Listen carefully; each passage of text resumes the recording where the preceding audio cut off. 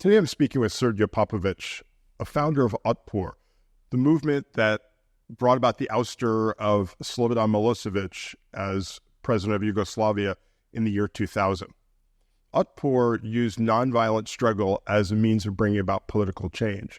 And since that time, Srdja Popovic has worked with activists from around the world to expand the use of nonviolent tactics to bring about change. Welcome, Srdja Popovic, to the Penn State School of International Affairs. Pleasure being here. Thank you. In your college days, you studied fish and you played bass in a punk band. How did you become an activist? Well, that's completely sure. I thought I will be, recording this Animal Planet type of series when I grow up. And basically the situation made me an activist. I was thinking that activism is for old ladies fighting for dogs' rights and things of that kind when I was younger. But then this crazy guy came to power, Milosevic. And then within months or 2 or 3 years, and these were very crucial years in your life. You're like 18 and you think you know what you will be doing when you grow up. And then you're 20 and there is no country. There are 4 civil wars. They're trying to send you, to give you a gun, to go kill Croats. And then there is the second largest hyperinflation in the world. So all aspects of your life are kind of changing. And then you have 2 choices. You either fight or flee. 300,000 young people fled Serbia at the time. We decided to fight. And we started students' protests in 1992, and then 1996, 1997, and eventually we formed a movement called Otpor in 1998. But that was 8 years of trying and failing first. So after you launched your engagement of activism, you quickly became a widely recognized international figure as an activist. Tell me a little bit about how your experience as an activist evolved and led to the founding of your NGO, the Center for Applied Nonviolent Actions and Strategies, known as Canvas. Okay, so as being drawn in activism by the situation, I was drawn in teaching others how to do things effectively by chance. In 2003, I was sitting in the Serbian National Assembly. I was an MP for 3 years. And the movie came out called Bringing Down Dictator, which was awarded by PBS.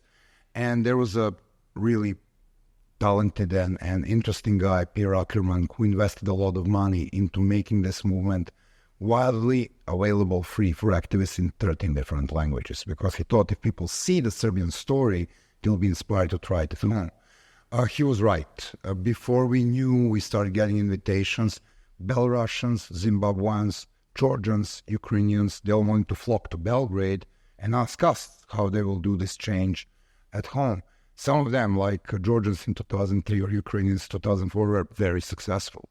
So what actually happened was that we figured out that it's not only talking to the people, but we need to form the organization, which is how Canvas was born, and then build on these tools of empowering people in order to make them user-friendly, if you want. So the idea is you have a group of people that want to create a movement, and they start building their skills. How do you make a vision? How do you map the battleground? How you define institutions that you want to target in order to achieve social change? How do you deal with tactics? How do you deal with creative tactics? How you brand? How you design? All of this and many more is what I do now for like 20 years, having this nonprofit, which has worked with people in 53 different countries. So you've started to answer this, but maybe you could say a little bit more about what Canvas does. And in particular, it would be great to hear a couple of examples, maybe at a sort of lower level, a municipal level, and maybe at a larger national level of nonviolent struggles that have actually brought about change. Well, the way we work is, groups come to us. We have a pretty big reputation amongst activists. So first step is to figure out how you form the core group. Yes, movements are very often spontaneous, but if they want to be successful, they need to be strategic. Mm-hmm. So what is the core group of the people that will lead this show? What is the vision of tomorrow that you need? So when you take a look at the examples, the struggles which affirm the clear alternative to the existing condition are those struggles that succeed. So you may have a best organized protest in the world, and you may have the most massive protest in the history of the United States, which was certainly Women's March a few years ago, but no outcome. And this is because demands are not clear. This is because the vision is not there. And this is because the strategy of getting there is not there. Taking a look into some other examples, you may have a very small group of committed people, a very large opponent, and I'm talking about the April 6th in Egypt. And these were the groups that we worked with before the Tahrir Square happened. And then they figure out how to do their tactics, and then they figure out how to start small. And then they figure out that they use the small things that they can do under oppressive government to recruit more people. And then they develop their own training network. Egyptian movement has its own training network. And then they understand the importance of coalitions. Change in Egypt didn't come only from a secular urban people. It came as a coalition between the Coptic Christians, secular urban people, and Muslim Brotherhood. So how you cooperate with the people you disagree with? Where is the smallest common denominator? Who covers which part of the society? All of these things are very valuable skills, and some of these groups, like the group I mentioned, were terribly successful in exercising it. Then the big questions come: why movements fail? So sometimes you can have a very thrilling change, like the one that occurred in Egypt, but then 5 years afterward, you're back where you've been, or in case of Sisi, even on a worse place. So how do you manage transitions? That's one of the challenges that we try to tackle now. Basically, what we do is we are making nonviolent movements user-friendly. So we put it to the level where people can figure it out. It is always their ideas. It's never our ideas. We kind of offer them the solutions that others were using, but they need to build their campaigns and their tactics on their own, because it's kind of very dangerous thinking that you are this, guy with a fancy suitcase coming and bringing solutions. There is no such thing as a copy-paste in nonviolent change. You can copy-paste principles, you can copy-paste tools, but whatever happens needs to be domestically driven and domestically invented, because this is the only way it will work. Mm-hmm. Speaking of tools, one of the areas in which you've done a lot of work is laughtivism, or the use of satire as a nonviolent struggle strategy. Maybe you could talk a little bit about laughtivism. Well, basically, we figure out early in the Serbian struggle, Serbs are very cheerful people and don't take things too seriously, that mocking your opponent sometimes works. And then more importantly, starting with a pretty famous action where we were bringing this big petrol barrel with Milosevic's face on it in the main street. There was a call on the top, so you can literally put a coin and buy yourself a bat for 3 hits. So express your love for Mr. President, and the next person comes. And then the police arrived with the idea that they are going to interrupt this somehow. And looking at their faces and figuring out that they don't know what to do, because they cannot arrest downtown shoppers, they cannot arrest us, we are not there. They eventually arrested the bar and put it in a police car, which was a really nice photo for newspapers. This is where we start figuring out that there is more to productive tactics than just organizing people to do stuff effectively. There is this dilemma element. So then we start studying not only how we do things, but how our opponent will react. And if you put your opponent between the rock and a hard place, and probably best studied dilemma action in history is the Salt March that Gandhi organized in India. Mm-hmm. It was this choice for British colonial government, whether we will arrest Gandhi, fine him with a very little fine, and let him leave, but then this way making him a national leader of the movement, or we are going to letting him break the ban on production of salt, in which case everybody else will start doing this and we'll lose the revenue. So this idea that you're putting your opponent between the rock and a hard place is really impressive. And this is how I ended up working with the people from Penn State, because there are 2 professors, Sophia McClennen and Joe Wright, that I'm conducting a 2-year of research now. And we are looking into how dilemma works. We're looking at how humor works. And we're trying to measure the success of the movement based on whether they're using these tactics or not. And in the process, we discovered amazing results. Most importantly, the fact that everybody is doing this, but it's very underreported. Interesting. I was going to ask you next about your partnership with School of International Affairs Professor Sophia McClennen. What research have you produced up to this point, and how far back does the collaboration go? Collaboration moves well. I know Sophia for years, and she brought me here 4 years ago And then she visited Belgrade and visited Canvas and kind of get really thrilled about this thing. She's an expert in a satire. I'm an expert in tactics. So we kind of merged this idea. And of course, I was always, when you work on this type of things, you have a lot of anecdotes. And then eventually we ended up having this Brown Medal for Democracy, which kind of forces you to write something. So we wrote a little book called Pranksters versus Autocrats. And then unexpectedly, it became in a top 3 books on Amazon on human rights. Right? Okay, it's probably because it costs $5.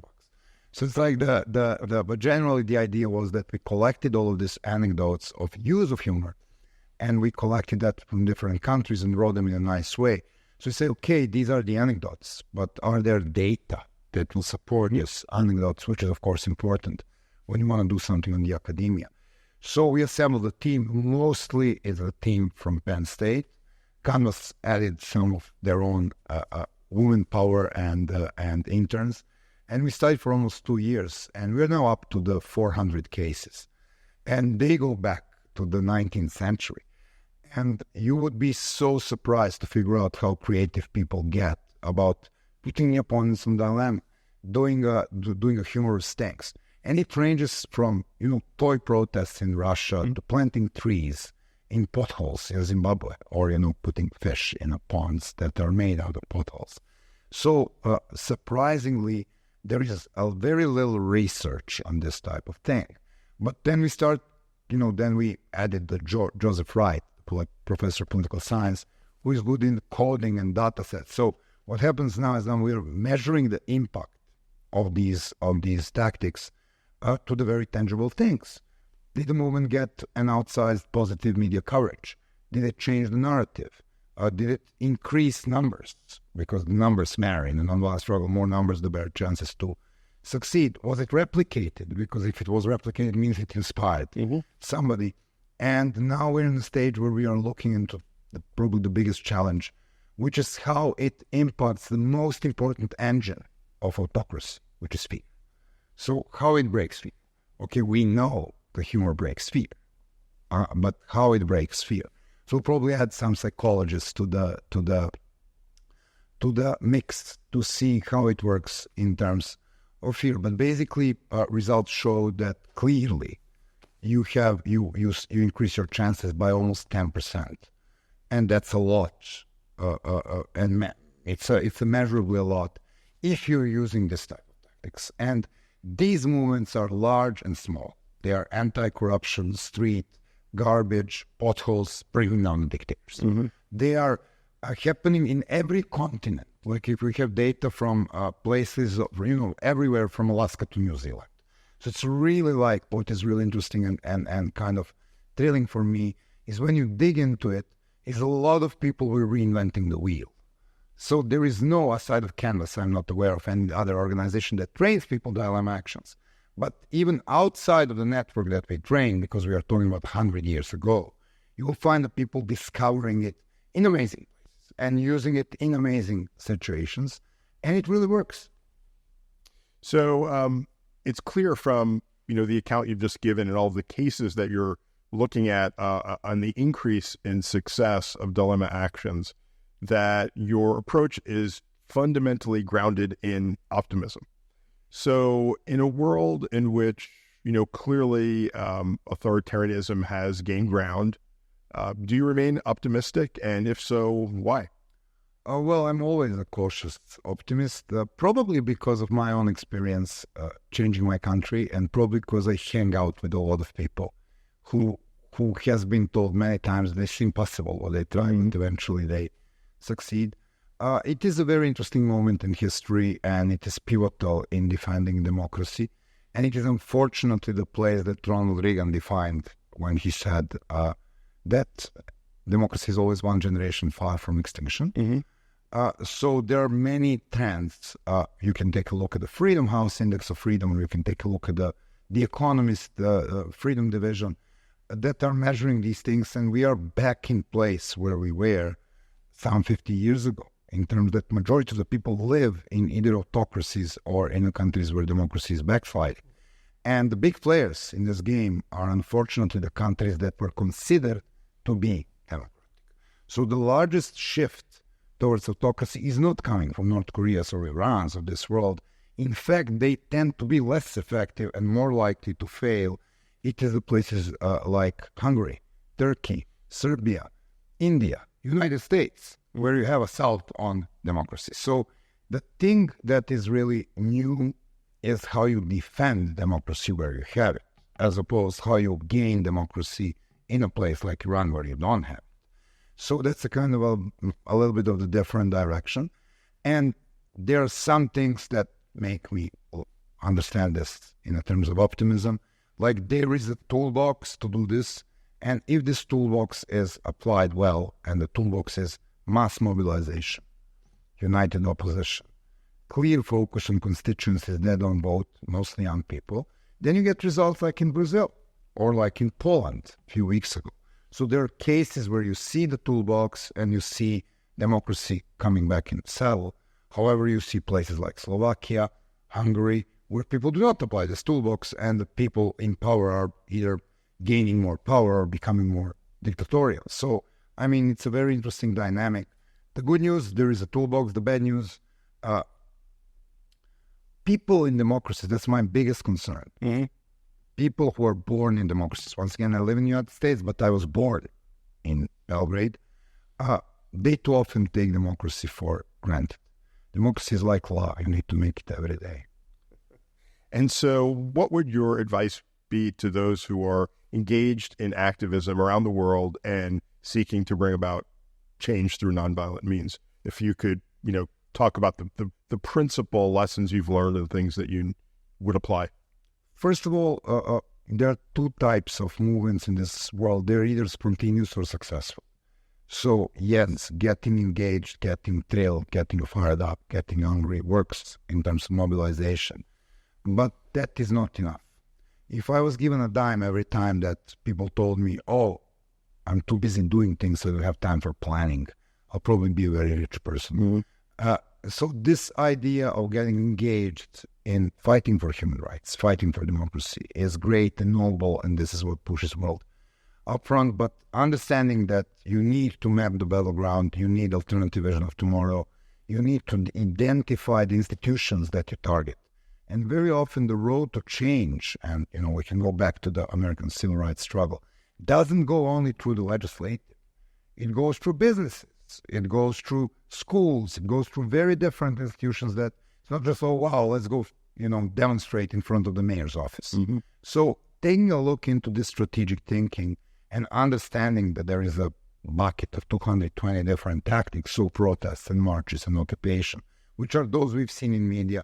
They're just a little segment of what you can take from this repertoire, is a very important part in understanding how to become successful.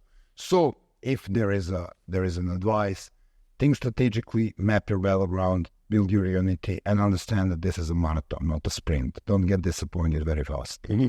There's one final thing I wanted to ask that I'm curious about, and that is you come from the world of activism, and you've begun, or you have for quite some time now, worked with academics who have also come to learn more about nonviolent struggle.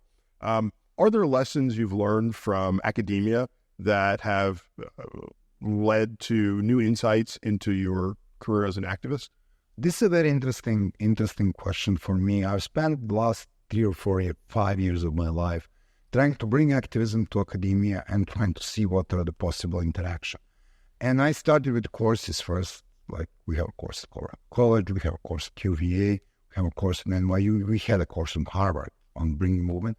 So there is no lack of interest in terms of when you bring this knowledge to the academia. Obviously, students like it. They want to learn more about it. It's new for them. It's very practical, which they kind of like. So student engagement is great. So the first thing we figure out is, you can bring students and they become interns with these different organizations, and that changes their life. Mm-hmm. Because they touch change, they touch problem, they touch activism. And in that age, it's very contagious. Absolutely. So it can really impact the way they think. And then they come back home and try it at home, of course. This is what is inevitable.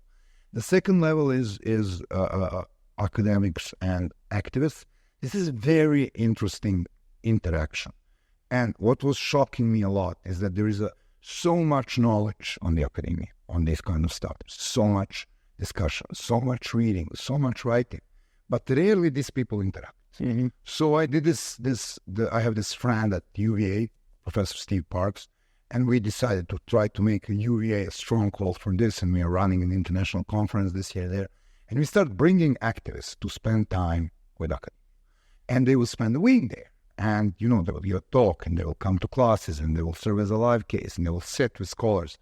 Amazingly, now we have scholars who are traveling to these countries. Now we have teams of scholars that are helping, for example, environmental activists with data, with research and stuff like that. Marvelous things happen when you create this interaction. So we need more of this interaction, and pretty sure if you do it at Penn State, the results will be stunning. Right?